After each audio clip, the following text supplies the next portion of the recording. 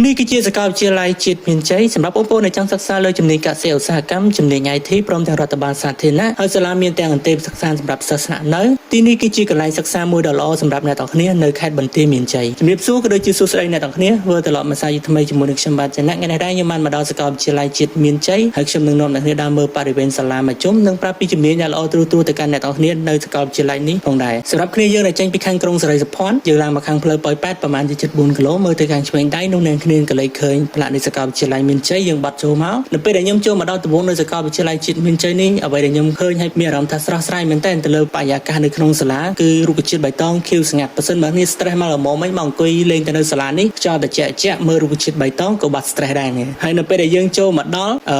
អ្នកគ្នាមានផ្លូវពីរដែលយើងត្រូវជ្រើសរើសមានហើយបើសិនបើអ្នកគ្នាទៅខាងស្រាំដៃនោះអ្នកគ្នាទៅដល់ខាងបណ្ណាល័យសិក្សាដែលមានសភៅក៏ដូចជាឯកសារផ្សេងសម្រាប់អ្នកគ្នាស្រាវជ្រាវផងដែរបើសិនបើអ្នកគ្នាទៅខាងឆ្វេងដៃនោះអ្នកគ្នាទៅដល់ការិយាល័យសិក្សាហើយនិងអគារសិក្សារបស់សាលាមានទាំងខាង lab laboratory ខាងកសិឧស្សាហកម្មកែច្នៃអាហារផ្សេងមានទាំង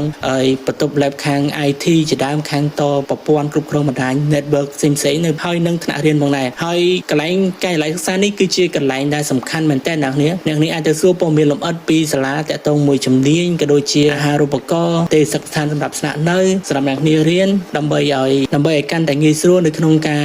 សម្រេចចិត្តក៏ដូចជាពិចារណាយកជំនាញណាមួយនៅក្នុងសាកលវិទ្យាល័យដើម្បីបន្តការសិក្សាផងដែរអ្វីដែលកាន់តែពិសេសគឺបច្ចុប្បន្ននេះសាលាមានការសហការជាមួយនឹងសភាអឺរ៉ុបកម្ពុជាផ្ដល់អាហារូបករណ៍សម្រាប់បងប្អូនដែលចង់បន្តការសិក្សាផ្នែកកសិឧស្សាហកម្មផ្នែកអភិវឌ្ឍកម្មវិធីលើទូរស័ព្ទដៃផ្នែកគ្រប់គ្រងបណ្ដាញកុំព្យូទ័រអ្នកនេះអាចមកលម្អិតជាមួយនឹងសាលាសម្រាប់ខ្ញុំចែកបែបទៅកាន់អ្នកគ្នាមានតែប៉ុណ្្នឹងឯងហើយយើងជួបគ្នានៅវីដេអូក្រោយ